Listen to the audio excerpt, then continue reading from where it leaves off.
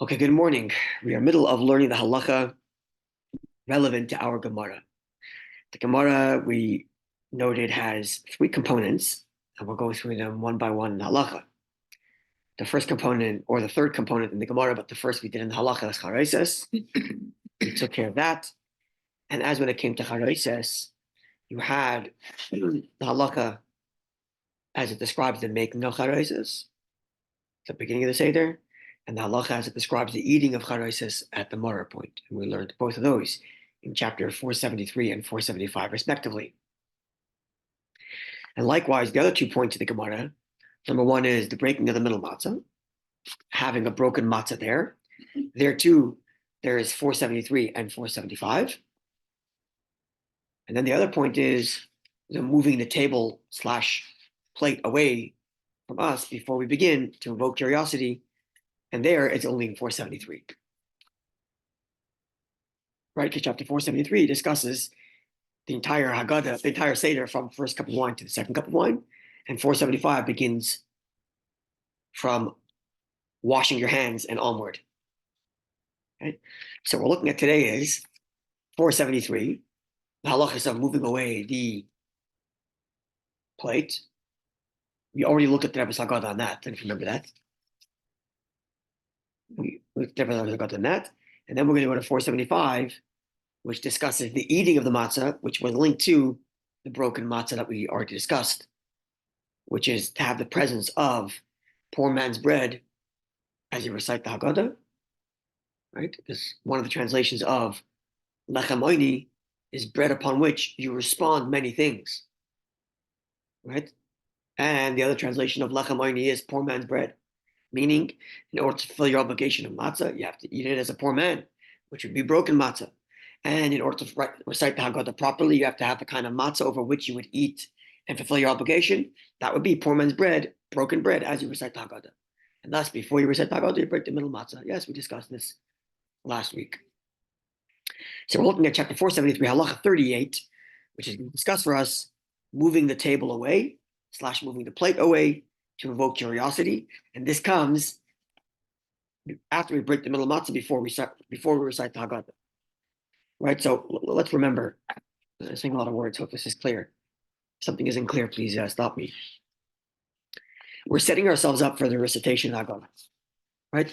We had the mitzvah to drink 4 cups of wine. The first of which is Kiddush. Good, so that was done. The next mitzvah we have tonight is to tell the story of the Exodus. Now, in order to tell the story of the Exodus, we have to set ourselves up. So first of all, we have to invoke curiosity, because we need to get the kid to ask questions. So we took care of that. The first item was by dipping once. That was karpas, leading ourselves up to the recitation of Haggadah. In order to do karpas, we have to wash. That was orchatz. Right? Because if you have wet vegetables, you have to wash. That was orchatz. Now, as part of setting ourselves up for the recitation of the Haggadah, we're telling the story, is to have a matzah that's broken, so that we will recite the Haggadah over a broken matzah, as we explained. Okay, so that was yachatz. Then we explained, as continuation of that, we make this declaration, this is the bread of affliction. That's the Helach Manya. Again, we're setting ourselves up for the recitation of the Haggadah. The next 2 things that we have to do in order to set ourselves up for the recitation of the Haggadah is, number one, do another item to get curiosity, which is take away the table. That's what we're about to discuss. And the item after that, to set ourselves up for the recitation of Haggadah, is filling the second cup of wine. That's going to come next in the Mishnah. Yeah? So we're still in the setting ourselves up for the recitation. Right? So the next item we're looking at now is moving the plate / table away to get curiosity as part of setting ourselves up to tell the story in response to the kid's question, having gotten him curious. Yeah? Clear? Okay, so now let's go. Halacha.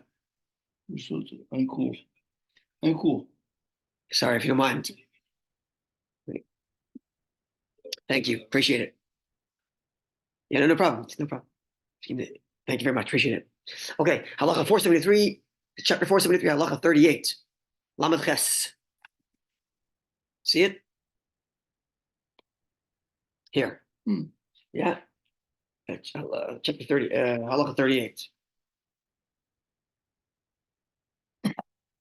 Okay. B'yemei chachmei Gemara, in the times of the sages of the Gemara, shahayulahem, that they had shulchanos ketanim, small tables, l'fnei kol echad ve'echad ma mesubin, before every part, in the presence of each and every participant, right? So everybody has a small little table. Mesubin means participants. That's what they translate it. But mesubin actually means leaning. Those who are reclined, right? Because they're in these Roman beautiful villas. Let's imagine that. Why not? And they're leaning on these nice divans as their waiters serve them, and they have in front of them these small little tables. So when that was the setup, our sages required to remove from in front of the one who is going to recite the Haggadah, the small table that's in front of him. With the matzahs that are lying on that table, and put them in another corner. Yeah. So we learned this in our Gemara. Only the one reciting the Haggadah has to do this, right? Because again, you'll remember that in the old times, they didn't have printed Haggadahs, and actually this is the right way to do that. Like, the theoretical right way to do it is there's one person reciting and everybody else is listening, and by their listening, they fulfill their obligation. So the reader, who's the leader, he has to do all these things to invoke curiosity from the children, so he's responding. And therefore, his table has to be removed with the matzahs that are lying on it. And this is, as we just said, so that the children shall see this, observe this. The Yishalu, and they'll ask, why are the matzahs being moved away? We still haven't eaten yet. And through this, through getting them curious about moving the table / matzahs away before we've eaten, this will provoke them to ask the other questions, which are, why are you different, etc., as we will explain to you in the 4 questions. Remember the dispute? Rambam, Rashbam, Taisus Rashbam, about Abaye. Rabbi had the table removed. And Abaye said, why are you doing this? Rabbi said, hey, we got it. We don't need to do anything else. This was satisfying the conditions of the Manashtana. That's right. Rashbam said, that's okay. Exempt Manashtana, no Manashtana, because you already got a question. Taisus said, no. Rabbi was excited that he got him to ask questions, so now he can lead him on to the rest of the Manashtana. Taisus here is, Alter Rebbe here is ruling like Taisus, that you have to actually get to the 4 questions. And the other thing is only to provoke them to get to the 4 questions, to get them engaged. Okay, what's interesting here is that the Alter Rebbe keeps on highlighting the matzahs. He says, we're moving the table away with the matzahs on them, so that the kid asks, why are you moving the matzahs if we haven't eaten yet? He keeps on referencing the matzahs, even though the Gemara actually only referenced the table. What's a qualifier, I think, right? Oh, what's Alter Rebbe saying? Because that's what's really triggering. Oh, what's really triggering the question is, there's food on the table and you're taking the food away. But in theory, you could have put the table down with no matzahs on it. Meaning, put the table down. Don't put your matzah yet, because again, you don't have to have your matzah until you're ready to recite the Haggadah, and you have the broken matzah. Until such point, you don't really technically have to have the matzah in front of you, right? So let's imagine the scenario. They brought the table in front of him. It's empty, and before they put the matzah down, they take the table away. That have invoked curiosity. Yeah. It would have also invoked curiosity. You brought the table and taking it away. It wouldn't be as strong. Maybe it wouldn't be as strong, but it would still do the curiosity element. But the Rebbe is highlighting matzah. It would seem to me the reason is because that would link it to our custom today. Our custom today, where we don't move the table away, we just do move the matzah away, right? We just move matzah aside, is more linked to that custom, considering that the table had matzah. And the question is not about the table, but about the matzah that's on the table. And thus it's more linked to our behavior today. Maybe that's what Alter Rebbe is highlighting, the fact that the matzah is on the table being moved. And the question is about the matzah, not the table. Right? Because if you remember the Gemara, Abaye's question is the Gemara. You're talking about the apikomen? No. No? Okay. We're talking about before you begin the Haggadah, they move the table away. So you make the kid curious. So the language of the Gemara here is that Abaye asks, we haven't eaten yet. Asuka makri taka mekamon. You're now moving the table away from us. mean, he didn't say, you're now moving the matzah away from us. We haven't eaten yet. He said, you have moved the table away from us. But the Alter Rebbe is stressing that the question is not about the table, but the matzah's on the table. That's what's bothering the kid. And because, by highlighting that, it links it to our custom, where the table isn't moved anywhere, but only the matzah's moved away. You follow what I'm suggesting? My own suggestion of why the Alter Rebbe is doing that. Why the idea to move the little? So we explained because we want to get the kid, we want to get children curious. Uh-huh. We need them to ask questions. Yeah. Okay. You follow what I'm saying, Yeshua? It's more obvious Because it to was see the table understood. than the matzah. Yeah, it's more obvious to see the table, but again, then, Once it was understood, sorry. but remember, those days it wasn't a big table like this, Smaller. small little one. So they took it away. Okay. So I'm saying that the question could have been done without the matzah on it. You put the table down, it's empty. We're about to set up, and before we set up, the matzah goes away. The table goes away. The same curiosity. But the main point out there saying is that the matzah was taken away. And thus it links to our custom. The table isn't moved at all, but the matzah is moved. If there was no matzah then, it was just table, and our custom moving the matzah would be not linked to the old custom, because the old custom was table, our custom is matzah. But considering that the table then had matzah on it, and the matzah on it was the main question, then the moving of matzah we do is invoking the same thing. That's just a suggestion of mine as to why the Alter Rebbe was highlighting that the question is not the table itself, but the matzah on the table. Matzah was teasing kids. That's right. That's exactly. Yeah. That's me, if I understand, each one has his own table. In the olden days, yeah. Each one. What do you Like say? the Sorry. desk in the school. Sorry? Like the desk, each one. Something like that, yeah. Same what happened today. If I would serve you a supper, and then take the food plate. Exactly. So it's the plate, Why not do you the, take the oh, plate so away? it's the plate, not the table. It's the food, not the table. That's right. And therefore, even though we don't move a table away today, we still fulfill the custom by moving the matzah away.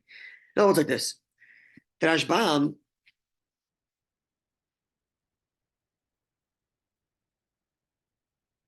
I'm not sure I understand. If I were to serve Again? you a plate of food. Not understanding what you're trying to convey. okay, look at the Alter Rebbe's language. Look at the Alter Rebbe's language. Yeah.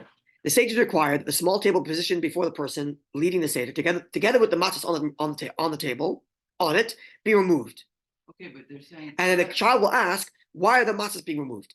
Take the word matzahs out and just leave table. Alter Rebbe could have written like this. At this point, the sages require that the small table position before the person leading the seder be removed without adding the word matzahs on the table. And then when the kid asks, instead of saying why are the matzahs being removed, the kid could have asked, why is the table being removed? You understand what I'm saying? But it says in the first line that sages require the small table Yes. together with the matzah. So take those words out. The Gemara's. The Gemara doesn't say together with the matzah. That's what it's saying. No, this is Alter Rebbe Oh, speaking. the sages required. The Alter Rebbe is speaking here. And the sage is required to move the table away with the matzahs on it. Drop the words with the matzahs on it. Just say, the sage is required to move the table away, which is the truth. That's what it says in the Gemara. Correct. Why is Alter Rebbe adding and highlighting the fact that on the table is the matzahs there? He's And- highlighting what the sages instituted. Again, what did the sages say? To move the table away with, Good. with the matzah. Where did the word with matzah come from? The sages. Where? You're quoting Alter Rebbe. Well, he's quoting the sages. Look in the Gemara. Does it say with the matzahs anywhere? The Gemara doesn't say the words with the matzahs. No, it doesn't, but that's what I'm saying. The sages instituted that. Who are these sages? Where are I they? don't know. They're in the Gemara. And in the Gemara doesn't say with the matzahs on it. Does it? No. So why did Alter Rebbe add that? That's what I'm answering. So that's what I'm answering. Why did the Alter Rebbe add the words with the matzahs on it when the Gemara doesn't say that?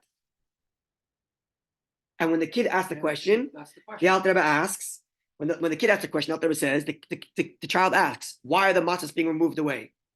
That's not how the Gemara phrases the question.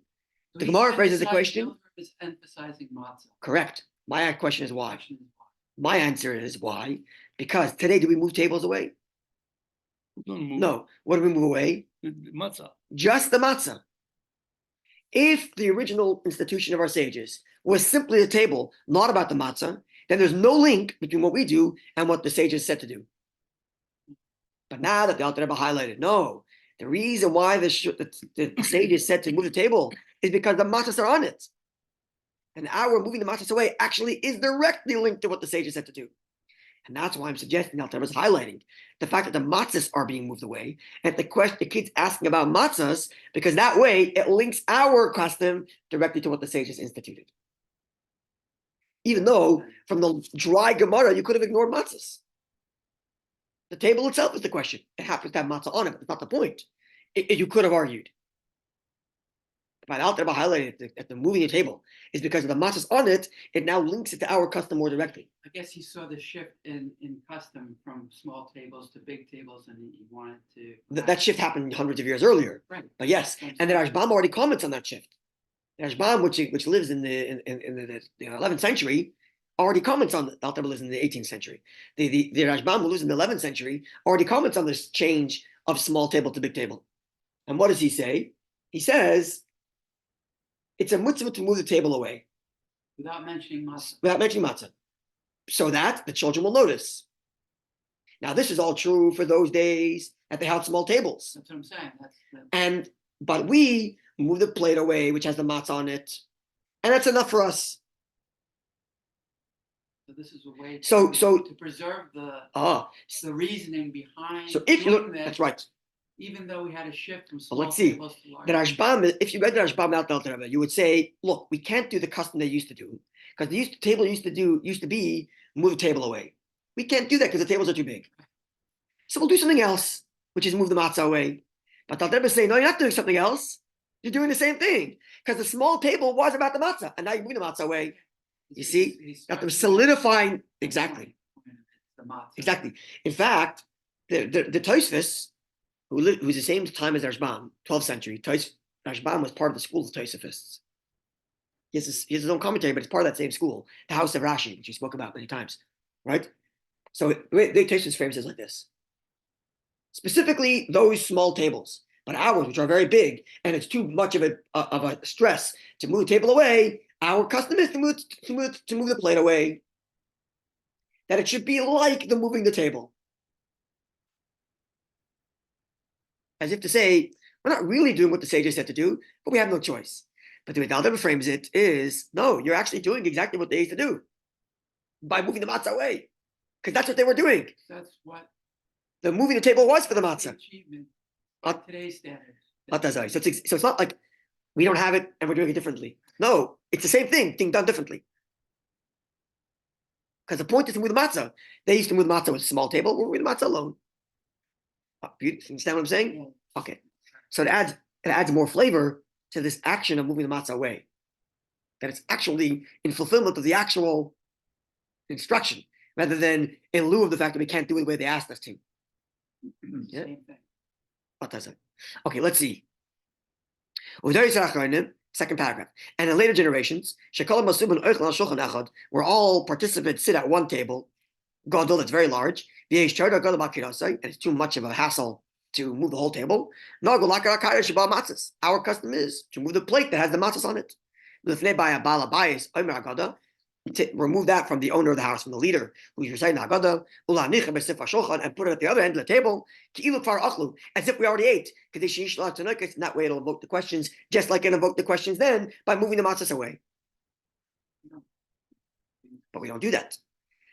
So that this is Deres HaChayim later generations from when they switched from small table to big table, which would have been, let's say, somewhere between the Gemara's era, which is, let's say, the Gemara concludes in the year 500, and the year 1100 or 1200 when Tosfos is speaking. Somewhere between there, they switch from small table to big table.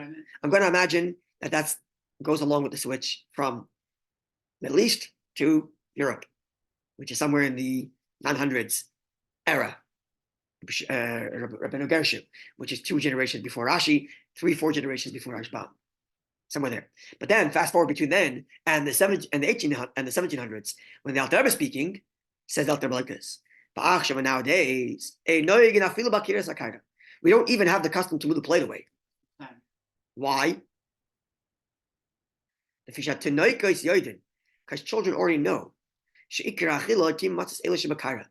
The kids already know, and they're educated on the fact that our main meal is not going to come from the matzah that's on this kaira. They know we're going to be served Shulchan Aruch later. They know that the matzahs here are part of the mitzvahs of the Seder night. So they're not going to even ask anything. Therefore, they're not going to ask anything, but just because we move the plate away. Yeah. So which seems, Mel Rebbe, that you don't even do anything. Right? So why do any of the curiosity pointers then? it's just a very good question. Why do any of the curiosity rulings? If that's the reason, then any of them. Sorry? If that's the reason, then why are we doing any of them? Very good question. It's a good question. So first of all, let's look at footnote 216. Kids are more educated. They know everything, right? You know it. We discussed this before. Discuss this. That's right, we discussed it Waiting before. for the question. That's right. They're waiting for the questions. So today, as I mentioned before, we fulfill the Mishnah, as it says, to tell your kid to ask, because they already know. So we're educating them to ask, so we answer. They're not really asking a question that they actually have, right? So let's see footnote 268. Despite of his ruling here, right, which says that nowadays there's no reason to do any moving because the kids know the answers already. They know what we're doing already. But the Alter Rebbe's Haggadah includes the instruction to move this Seder plate to the side, right? Not because of curiosity, but it seems more like as like ritualistically to fulfill the sage's injunction. But the actual result, which is to get the kids' curiosity, not happening. Right? At his Seder, the Rebbe was seen to move his Seder plate slightly. That's the Chabad custom. We're going to move it away slightly. Just in fulfillment, but not because of any curiosity. Okay, so to answer your question, why the Alter Rebbe here is saying because the kids already know the answers and they already know you're not doing this, you're not really eating your meal from the kara anyway, so therefore the kids aren't going to be curious when you move the table plate away. Which, by the way, first of all means in times of Rashbam in the 12th century, when they didn't move the plate to the other end of the table, it would get curiosity. That's first of all. So which means somehow between then and now, our educational system is different. And I imagine, I don't know, I'm completely making this up, but I imagine they didn't have like formal schools like this where everybody's going to school and learning for months in advance about Pesach. Imagine a lot of kids spend time at home. I don't know, I'm making up. I just leave it alone. Anyway, the point is that Rashbam is saying, move the plate to the other end of the table, and that's enough to get curiosity, which seems like it worked. Anyway, okay, so now as to the other, why are we doing any of the other things if the kids already know the answers? Okay, so what are the other things? Dipping twice, right? Yeah, dipping The twice. kids know the answers. That we have to do because it's in the 4 questions. If you don't do it, what's the kid asking? Even if there was the answers, you still have to educate him to ask the 4 questions. If you're educating to ask the 4 questions, you have to actually do that which is being asked about in the 4 questions. So you got to dip twice. What else? There's one more thing. The broken matzah. Well, the broken matzah is because you have to recite the Haggadah over a broken matzah. The Gemara is not for curiosity. The Gemara is because to remember the bitter herbs. There's one more thing in curiosity which we haven't learned about yet, which is the next Mishnah is to fill up your second cup of wine, even though they're not going to be drinking for a long time. So why do that if it's not going to invoke curiosity anyway? Well, there's another requirement there, which is each of the 4 cups of wine should be there. Sorry, we rephrase that. You have to recite a something over each of the 4 cups of wine, which means your 4 cups of wine have to be present during a recitation, at the conclusion of which you'll drink your cup. So your cup of wine is present at Kiddush, and you drink it at the end. Your cup of wine is present at the Haggadah, you drink it at the end. Your cup of wine is present at benching, you drink it at the end. Your cup of wine is present at Hallel, and you drink it at the end. So in addition to the curiosity that filling the second cup of wine has, there's also the requirement that the second cup of wine be there over the recitation Haggadah. So therefore, perhaps this custom, which is solely about getting curiosity, there's no reason to keep it going because the kids ain't asking questions anyway. But the other customs, which are about curiosity, are required for other reasons. The cup of wine is required because you have to recite Haggadah over the cup of wine, just like you recite Kiddush over a cup of wine and benching and Hallel. And the dipping is required because the 4 questions you're telling your kid to ask is, or one of them is, dipping twice. So you have to actually dip twice to actually tell the kid, hey, ask about what I just did. But because there's no such thing in the 4 questions that says, moving the matzah away. So unless you're actually getting curiosity, don't do it. What's the point? Another thing attached to it. Other than perhaps some spiritual, deeper meaning we don't know about, which the sages said to move the the plate away. And perhaps that's the reason why the Alter Rebbe in the Siddur says, move it away a little bit anyway, in fulfillment of that maybe sage's injunction, even though the halachic component of it is gone because the questions are not being provoked because the kids know the answers already. But maybe there's some spiritual, deeper meaning or whatever. There certainly is, because everything our sages tell us to do have multiple layers. So even if the halachic layer is not there, some spiritual layer is there, and do that. Maybe. But as far as the halacha goes, which is what the Shulchan Aruch is about, no reason for this custom anymore. It's not in other Siddur, Agadas, the moving the plate away. Why wouldn't we follow the sage's decree on that? Because the sage's decree was to move the plate away and get curiosity. We're not doing that. So there was an additional decree that said you don't have to do it. Once there's a No, decree, there wasn't, right, but the decree was to get curiosity. The decree was to get curiosity. You're not getting it.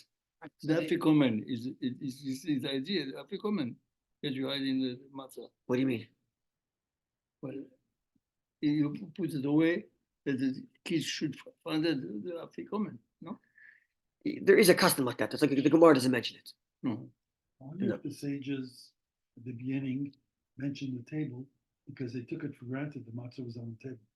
That's right. That's certainly the case, and that would probably be the premise of the Alter Rebbe's position. It's just making The it sages, clear. that correct. The sages said table taken for granted the matzah's there, and the Alter Rebbe is stressing that the matzah was all about. Correct. I would agree with that. Yes. Were you going to say something?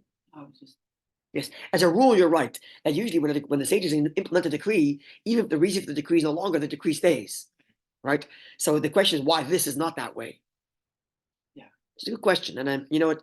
You gave me some homework. God willing, tomorrow I'm going to see what other Haggadahs have to say, and I want to see the Rebbe's Haggadah as well on this subject, which we haven't looked yet. So maybe we'll put that together, and we'll see if we can come up with more clarity. Because other communities, the Sephardi community, have other customs. They pick it up and they walk around the table, halach manya. But I'm not so sure that that's connected to the curiosity so much as it is connected to the statement halach manya. This is the bread of affliction. But maybe I don't know. Maybe. Yeah, maybe it is. Lots of us. Maybe it is connected to this. I don't know. Anyway, yeah, I have some homework unwilling, and we'll look at the Rebbe's Haggadah on the subject, and we'll see if we can come up with more. And then from there, we'll come to the eating of the matzah, which was linked to our breaking of the matzah. Wasn't the Rashbam relative to Tosis? So Rashbam is a grandson of Rashi, and Rashbam is part of the school of Tosafos. Yes, Rashbam is a grandson of Rashi, as were many of the school of Tosafos. And the school of Tosafos, if they weren't grandsons of Rashi, they were students of Rashi. So yes, and Rashbam would have learned actually directly under the tutelage of his grandfather Rashi. And his commentary is even built on the style of Rashi. That unique style. The whole school of Tosfos is built on Rashi's method of learning. Yeah. It's the Ashkenazic school, as opposed to the Sephardic school. Yeah, these people are different level. Okay, wonderful day, Eden. Go through the whole- Today is, I should have mentioned this, Rebbe's brother's yard site. So we dedicate the learning to his neshama, and no doubt the Rebbe has much pleasure when we remember and recognize his brother's yard sites. That would be today, the 13th of Iyar. The Shama should have the Good Aliyah thought. Rabbi, you should have L'chaim Tov Baruchim. Okay, thank you. Have a wonderful day, everybody. Good day. All the very best to you all. God bless you. Have a wonderful day. Good day.